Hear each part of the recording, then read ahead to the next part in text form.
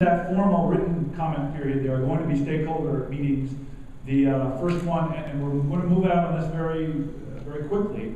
In January, the first stakeholders meeting on the border portion is going to be held, I think, in Buffalo. I don't have the exact date, but you can again find that on the website. So I would encourage you to go to that and talk about which parts of the plan you like, which parts you would like to see change a little bit.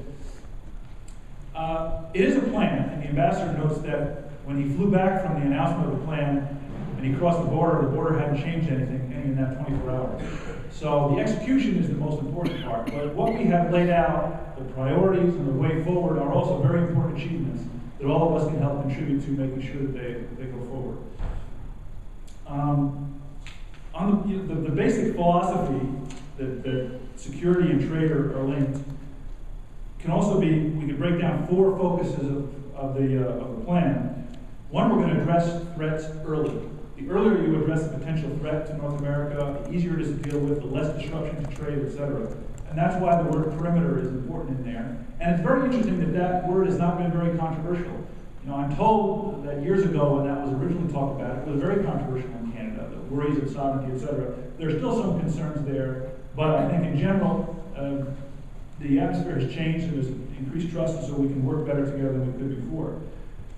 So address threats early, promote trade, economic growth, and jobs, strengthen cross-border law enforcement, building on a pilot program that we've had on the water, which is called the shipwriting program. We can do that on land, and protecting shared critical infrastructure, because people remember that in 9/11, when the border was closed down for a time, how disruptive that was.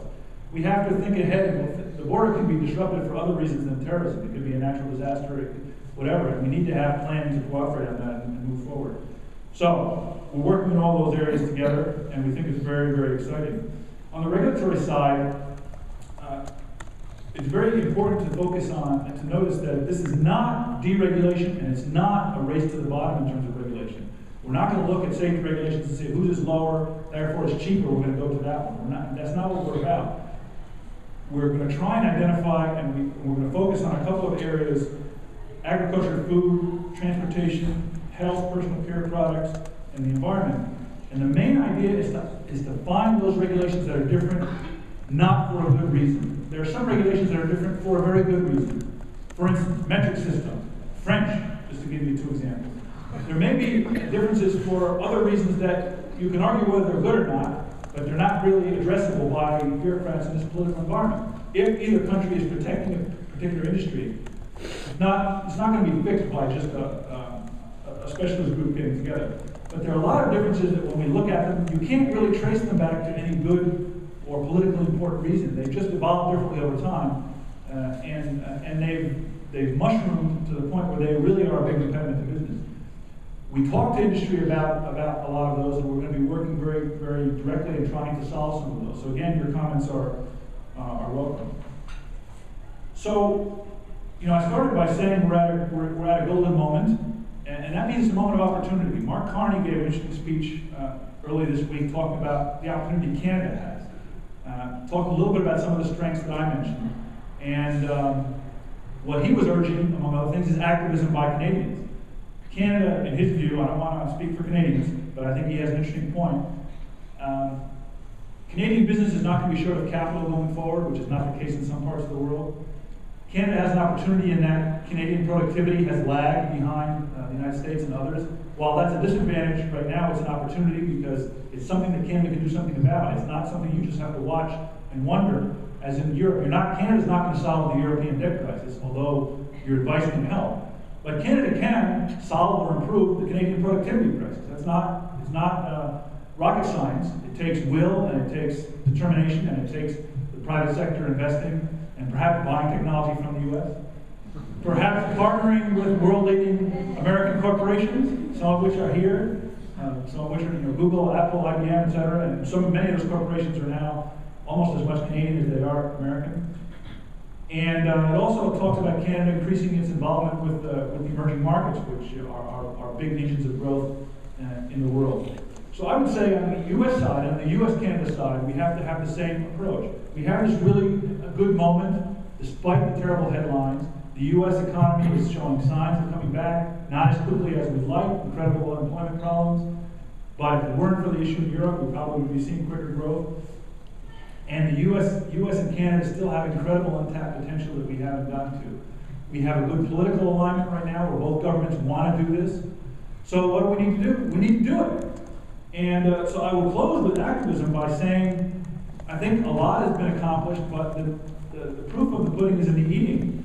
And now what we need, as the ambassador uses the terms, the populations in Canada and the United States and the stakeholders need to hold their government's feet to the fire. Look at this document.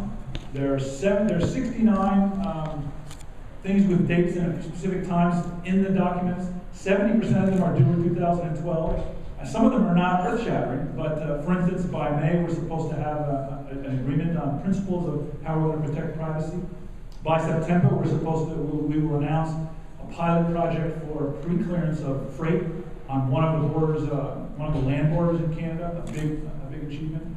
Look at these things, document which ones are important to you, and let us know which things you think will work, which things you don't think will work, things that you want in the next tranche, because this is a process, it's not an event.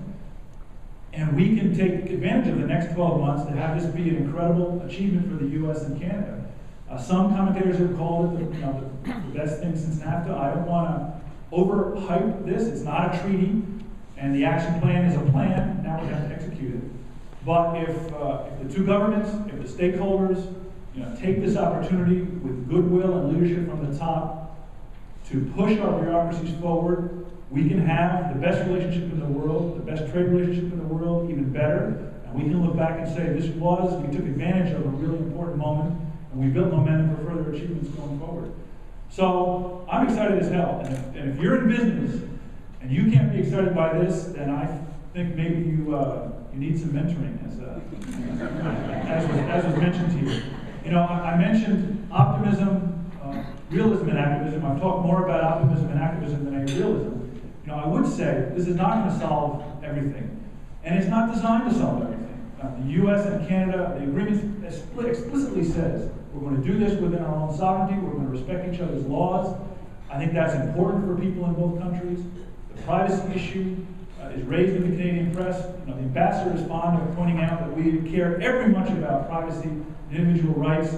As Canadians, whatever people may think about mistakes that we might have made in the last decade, he's fond of pointing out that the whole notion of the legal right to privacy came out of a law review article written by Louis Brandeis, who later became head of a Supreme Court member. The president was a teacher of constitutional law. The ambassador spent his career working on these things. He knows his first job was in the ACLU in the United States. So we're not at all upset that people are raising these questions, as long as they're then willing to listen to the answers. We're going to try and do this smart and well, but we need all of your help to pressure us as time goes by and deadlines come along, so that we can do it smart. You're all involved in one of the most important things for both of our countries, which is trade and commerce between the best friends in the world. If we can make it better through this initiative or other ways, it's a win-win for everyone. And even if we lose the next Olympics, it'll be a good outcome. Thank you all. I'll take questions about anything you want.